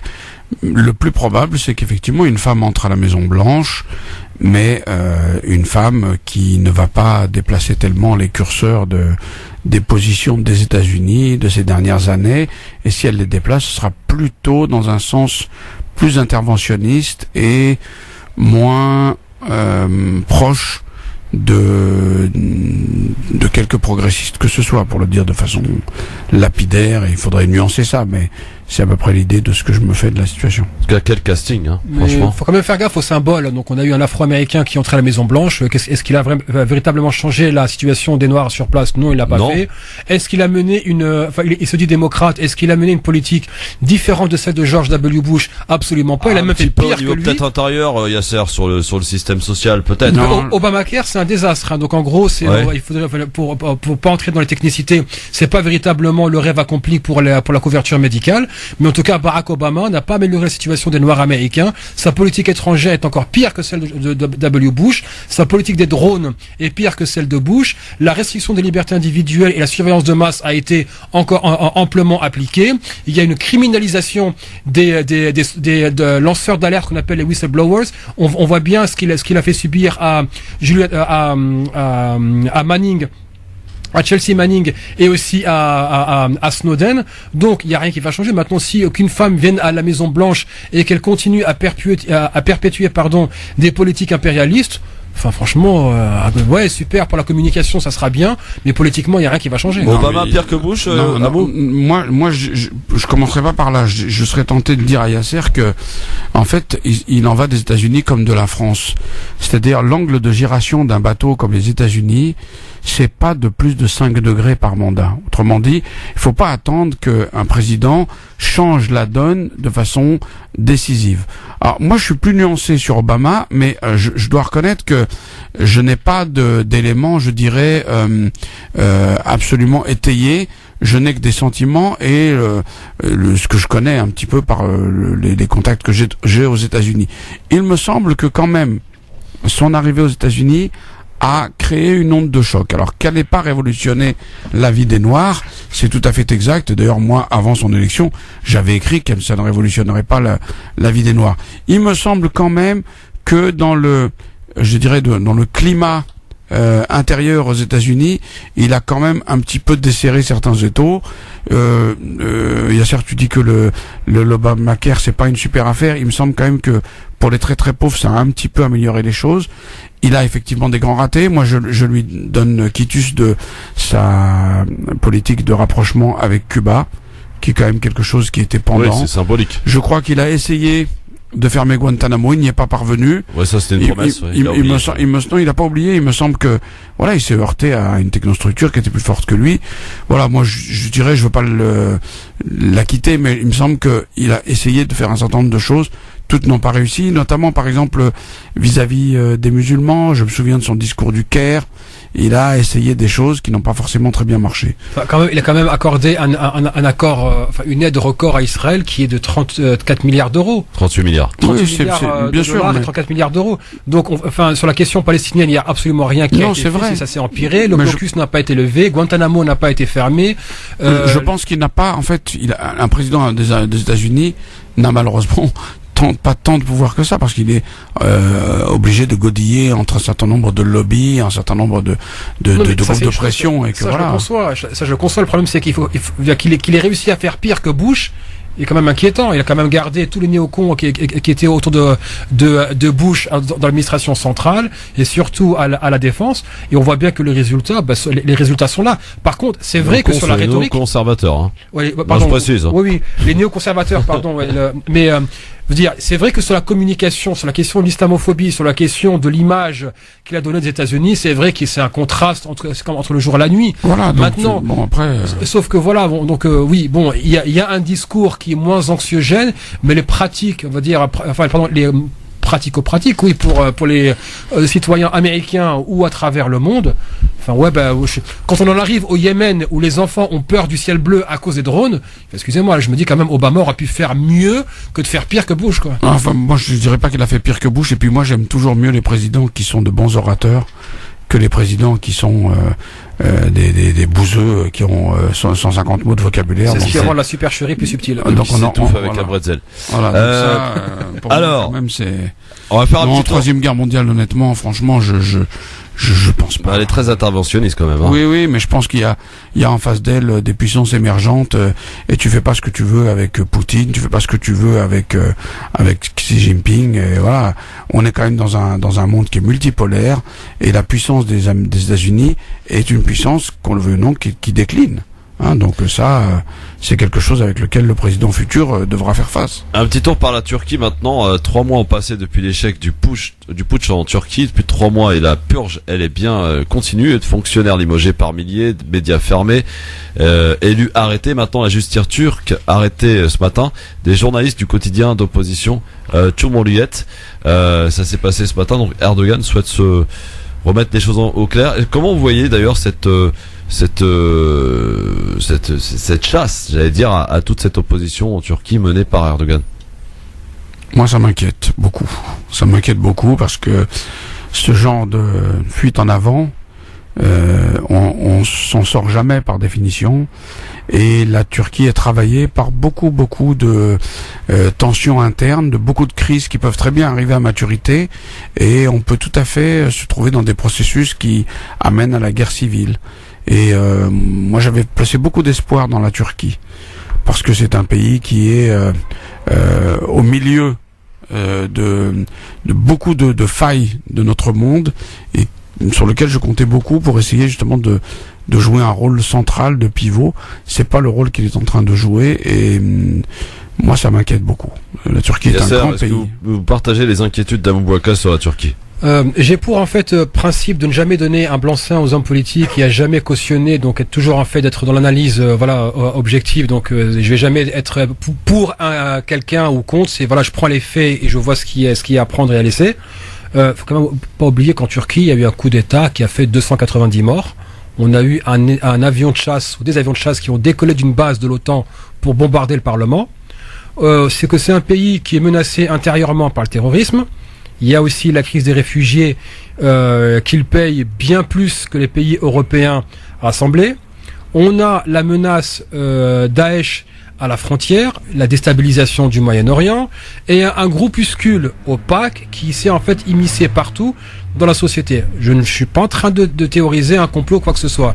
Donc j'aimerais juste Sauf qu'Erdogan quand même on a bien joué de tout ça. Par exemple, tu parles de Daesh, les frontières ont été poreuses pendant un certain temps et exactement, sauf que permis des maintenant trafics. C'est pour ça que voilà, il y a un retour de flamme qui est avéré. Maintenant, il faut quand même comparer avec ce que le gouvernement français a fait après le 13 novembre. 3600 perquisitions, oui. Mise à sac de logements quasiment dans les quartiers populaires dans l'écrasante majorité, tenus par des musulmans, mise à sac de mosquées, assignation à résidence de centaines de citoyens sans preuve avérée sur la simple note, sur la simple utilisation des notes blanches, des procureurs qui assignent à résidence ou qui demandent l'expulsion de personnes sur la simple accusation. Donc on voit bien, moi je me demande si c'était passé la même chose en France, comment aurait réagi le gouvernement français. Donc c'est vrai, Jean-Marc Ayrault peut donner des leçons de démocratie à la Turquie, mais quand la France, après le 13 novembre, demande à se retirer de la Convention européenne des droits de l'homme et qu'elle, pour soi-disant protéger l'état de droit, demande à sortir de l'état de droit, je pense pas que nous soyons en position de donner des leçons à la Turquie, tout en même temps dénoncer, c'est vrai qu'une dérive, enfin moi j'ai quand même des collègues qui me parlent d'une purge chez Turkish Airlines. Enfin pour moi qui vient de l'aérien, qui apprend que qu'on met sur le carreau des hôtesses, du staff aéroportuaire ou des pilotes parce qu'ils seraient gulenistes. Oui, là, on est véritablement un peu dans le... Ouais, voilà. Ouais. Non, mais je pense qu'il faut quand même faire attention à ce qu'on dit sur la France. La France reste un état de droit.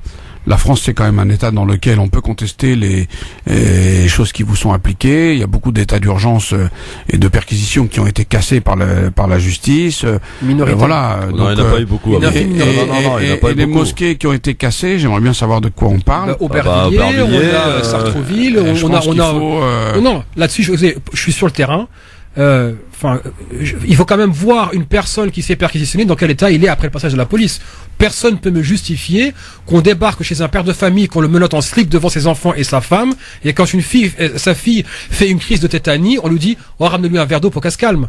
Donc, et ça c'est des centaines de cas qu'on a révélés. Et si en plus on a un État qui refuse de contre-enquêter sur littéralement l'excès de violence sous couvert d'état d'urgence. Bah oui, moi je pense que certainement on est véritablement dans une dérive liberticide avec une batterie de lois sécuritaires qui pèse littéralement sur la notion d'état de droit. Non, moi j'étais contre l'état d'urgence, en tout cas contre sa prolongation, mais je pense quand même qu'on est dans un pays où si effectivement les faits que vous mentionnez sont avérés, il y a forcément une possibilité pour les lieux qui ont été attaqués, les gens qui ont été attaqués, de se constituer partie civile dans des contre-enquêtes et d'obtenir gain de cause et réparation. Pour l'instant, il n'y a encore rien. Hein. Pour l'instant, voilà, franchement, là, je pense que France Maghreb devrait suivre de manière très très individualisée tous ces cas. On a mis 3600 personnes perquisitionnées. 6 enquêtes, quoi. 6 enquêtes. Il y a eu des plaintes de la part des gens qui ont 5 mises en examen. Il y a eu des plaintes de la part de ces gens qui sont perquisitionnés. Ouais, il y a eu des plaintes et il y a qui sont même montés jusqu'au Conseil d'État et qui n'ont pas eu gain de cause. J'en connais carrément un.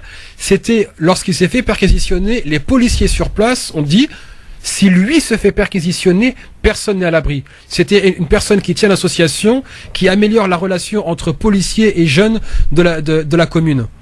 Et il s'est fait perquisitionner, mais fallait voir de quelle manière, et qu'en plus on s'acharne sur lui. Et jusqu'à maintenant, le type est assigné à résidence. Donc si maintenant des personnes qui améliorent la relation... Parce qu'il y en a encore, faut le dire. Hein. Il y en a encore, sauf on n'en parle plus parce que le buzz est passé, on est passé à autre chose, mais des personnes qui sont assignées à résidence, il y en a encore un paquet. Et jusqu'à maintenant, on n'a pas réussi à... Notre rôle, c'est d'être là aussi pour ces gens-là, et il faut démontrer, amener la France à démontrer qu'elle est vraiment un état de droit. C'est le moment qu'elle le démontre. Eh bien justement, la transition est toute trouvée, puisque dans un instant, avant de retrouver vos coups de cœur, messieurs, on va faire un petit tour par Stalingrad. Vous avez suivi l'affaire de Stalingrad ? Ouais. Apparemment, on ne parle pas d'expulsion depuis ce matin, mais plutôt de contrôle. Quel genre de contrôle ? On s'interroge. Le grand forum, mesdames, messieurs, sur France Maghreb 2 avec Yasser Loiti, avec Amou Bouakas pour ce lundi 31 octobre. Alors, je vous en parlais il y a quelques instants.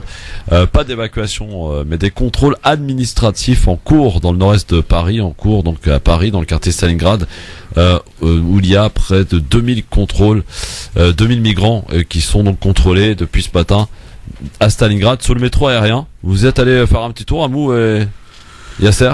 À l'insu de mon plein gré, j'y suis allé, oui. En fait, en me promenant, je suis tombé sur ces gens et je marchais sur tout un tas de choses diverses et variées.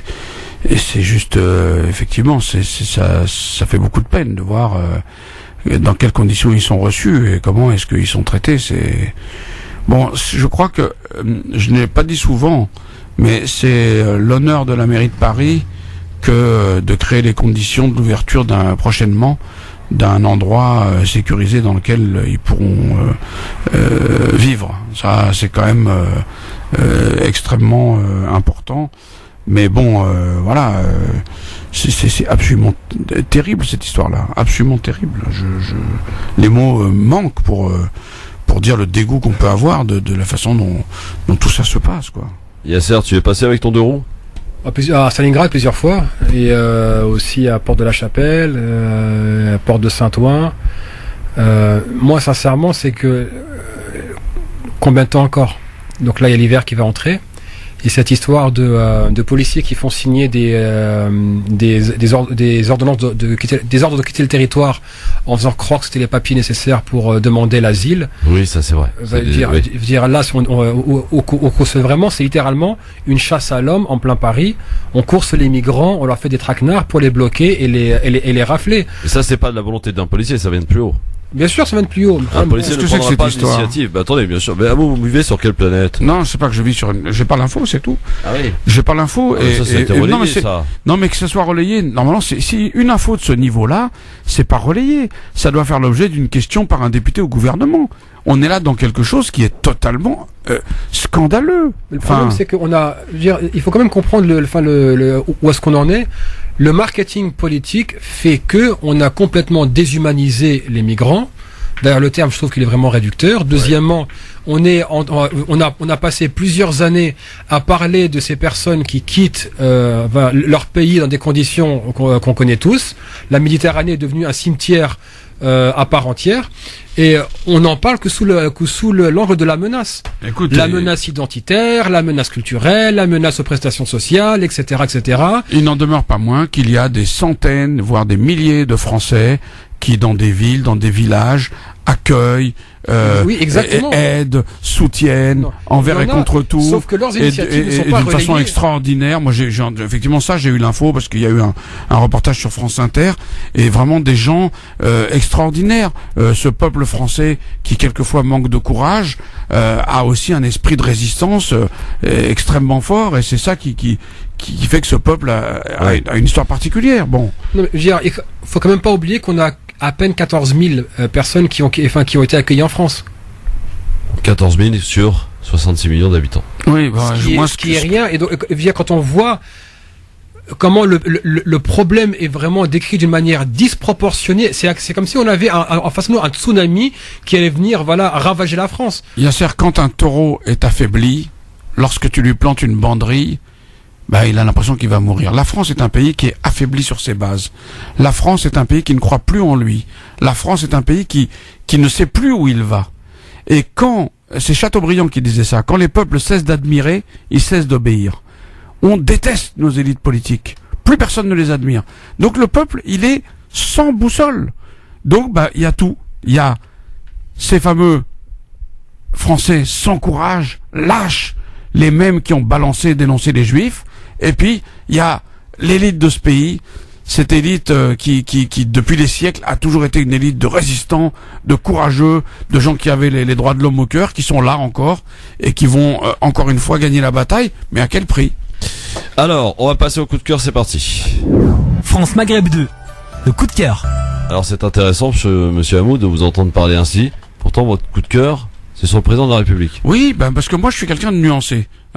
Il m'arrive très souvent à cette antenne de dire tout ce que je pense d'Anne Hidalgo, mais quand elle ouvre un camp d'accueil, eh bien je considère qu'elle sauve l'honneur de la gauche et de la politique. Voilà, c'est ça être nuancé. C'est pouvoir dire à chaque instant ce que l'on pense d'une initiative prise par un homme ou une femme politique. Et là, en l'occurrence, le fait que le président de la République ait reconnu la responsabilité de la France dans la déportation des Tziganes, c'est un fait qui mérite d'être mentionné. C'est un fait qui honore celui qui l'a fait, qui honore la France. Et il y a bien longtemps qu'il aurait dû être fait. Alors un peu de courage, Monsieur le Président de la République. Dites-nous maintenant qu'est-ce qu'il est advenu de Maurice Audin, qui l'a tué, où est son corps, et là vous aurez un deuxième coup de cœur. Très bien, bon, il va falloir attendre un petit peu alors. Ça c'est pour le coup de cœur de Amou Bouakaz. Yassar Lotti, rien à voir. Alors rien à voir, aujourd'hui c'est un coup de cœur qui concerne une jeune auteure qui s'appelle Asna Outaleb, qui publie son premier livre qui s'intitule L'auteur et mon cœur chez les éditions Edilivre. Alors, pour lutter contre l'islamophobie, bien sûr, on a les militants, on a les associations, on a les chroniqueurs, les intellectuels, etc. Eh ben, notre jeune Asna Outaleb a pris sa plume et je pense qu'elle parle pour des milliers de jeunes filles de son âge et je la cite lorsqu'elle dit « J'ai mis par écrit des révoltes qui habitaient mon esprit. Des nostalgies que le cœur conviait ou encore des êtres chéris qui marquent nos vies, sans oublier des débats d'actualité. On parle beaucoup de citoyens et citoyennes musulmans, de terrorisme au nom de l'islam, sans jamais interroger ces musulmans qui parfois ne demandent qu'à parler et surtout dénoncer l'amalgame subi et cette islamophobie qui ne cesse de progresser. Comment le dire et comment le répéter? Je suis libre, musulmane, féministe à ma façon et française de conviction, engagée. Je vous l'écris en poème et texte choisi. Donc, bravo à Asna Outaleb. Il faut lire les différents poèmes qu'elle a écrits. On sent que ça transpire la sincérité. Elle parle vraiment du cœur. Il y a aussi une série de textes qu'elle publie par la suite. Donc, pour toutes les personnes qui non seulement veulent connaître cette jeune artiste et aussi avoir accès à la parole de ces jeunes filles musulmanes qui subissent l'islamophobie de plein fouet. N'oubliez pas que l'islamophobie touche en premier lieu les femmes et que sont l'étude du réseau européen contre le racisme, lorsqu'on est une jeune fille voilée en France, ou d'ailleurs une femme voilée en France, on a 1% de chance de trouver un emploi. Alors, encourageons cette jeune fille, achetez son livre aux éditions Edilivre et j'espère qu'on continuera à la lire encore longtemps. Merci Yassar Lotti, merci beaucoup à Amou Bouakaz d'être venu aujourd'hui. À très vite messieurs.